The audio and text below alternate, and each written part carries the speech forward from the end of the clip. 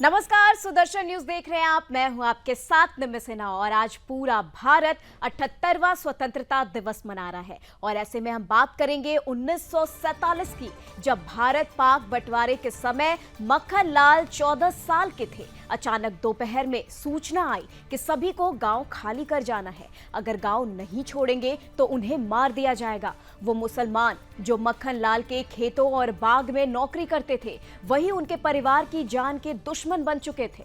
मक्खन लाल ने सुदर्शन न्यूज को सुनाई बंटवारे की आंखों देखी दास्तां। इस दौरान उन्होंने क्या कुछ कहा, आइए सुनते हैं इस रिपोर्ट में। 1947 में भारत और पाकिस्तान का बंटवारा एक ऐसी विभीषिका थी जिसकी स्मृति को आसानी से भुलाया नहीं जा सकता है। हमारे साथ हैं मक्खन लाल जी, जो उस विभीषिका के पीड़ित रहे हैं। उन्हें आज भी 1947 में भारत और पाक का बंटवारा हूबहू वैसे ही याद है जिस तरीके से उस ज़माने में हुआ था। किस तरह की त्रासदी इनको झेलनी पड़ी, इन सभी पर इनसे हम बात करेंगे। मक्खन लाल जी, 1947 का बंटवारा याद है आपको? बिल्कुल याद है। क्या याद है, कैसे हुआ था? कैसे पता चला था कि आप लोगों को जो है असल में उन दिनों इतने ये टीवी तो नहीं थे, रेडियो होते थे, रेडियो या अखबार होती थी। तो अखबारों में जब हालात बिगड़े देश के, तो अखबारों में आते रहे, हमें पता चलती रही कि ये हिंदुस्तान पाकिस्तान का बंटवारा होगा, ये किसके हिस्से में आएगा, ये तो हमें पता नहीं था।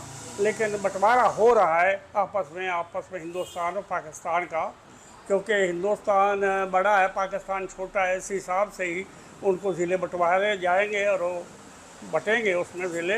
इतना पता था, लेकिन ये नहीं पता था कि हमारा जो गांव है या शहर है ये पाकिस्तान के हिस्से में आ जाएगा और हम पाकिस्तान से हमें निकलना पड़े था, ये हमें ख्याल नहीं था।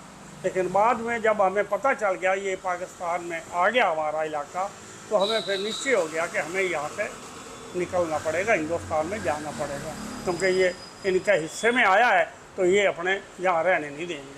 तो कितनी साल उम्र होगी आपकी? उस वक्त मेरी 14 साल की उम्र थी। पूरा सब कुछ याद है अभी? तो याद है, सब कुछ याद है। तो बंटवारे का दिन याद है जब आप लोगों ने अपने घर को, अपनी जायदाद को, अपना जितनी संपत्ति थी छोड़ करके वहाँ से निकले, वो दिन याद है? बताएंगे उसके बारे में? हाँ, वैसे हमारी ज़मीन थी और दुकान भी थी, ज़मीन भी थी। तो हम ज़मीनें खैर छोड़नी पड़ती, वो ज़मीनें हमें फिर यहाँ पर आके अलाट भी हो गई। हमें ज़मीन वहाँ पर जो छोड़ के आए थे, हमें पानीपत के साथ उरलाना गांव है पानीपत से।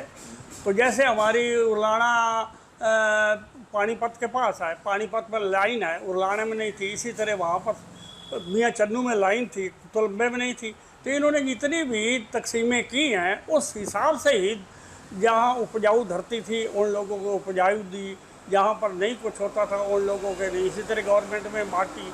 गलती भी हो सकती है कुछ, लेकिन इन्होंने अपनी तरफ से जो मैंने देखा, सोचा, संभाल के इन्होंने जहाँ पर जैसी धरती थी उसी हिसाब से उनको, चाहे दूर हो चाहे नज़दीक हो, दी गई। हालांकि हम रहते कुरुक्षेत्र में थे, लेकिन हमें धरती दी गई उरलाना में, पानीपत के पास, क्योंकि हमारी जो धरती उपजाऊ थी, तो वहाँ उरलाने गांव की भी धरती बहुत उपजाऊ थी। इस वास्ते हमें वहाँ पर जाना था।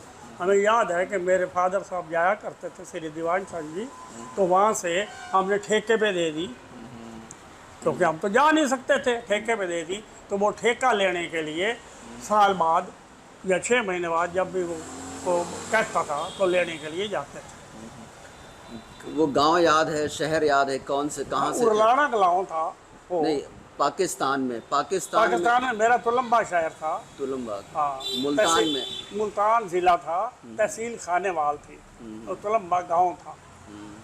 तो वो आसपास का एरिया के बारे में, कहाँ पर था, क्या था, कैसे वहाँ से फिर आप लोग वहाँ से निकले, तो कैसे आप लोगों को वहाँ से निकाला गया? हाँ, तो हमें दोपहर के टाइम वहाँ से निकाला गया, जब रोटी तंदूरों में पक रही थी, वहाँ हमें ऑर्डर हुआ कि निकलो निकलो निकलो, तो हमें निकाला गया।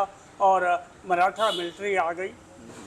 हमें ये था भाई कहीं गड़बड़ न हो जाए, मराठा मिलिट्री आ गई, वो साथ रही हैं। कितने ही आदमी चाहे साथ थे, चाहे 10 थे, बंदूकें थे उनके पास, सब कुछ था, वो साथ रही। फिर हमें उससे पहले हमें बैल दिए गए थे, गाड़ी और बैल निकलने के लिए, पैदल के लिए। तो गाड़ी और बैल भी निकलते निकलते हमारा नंबर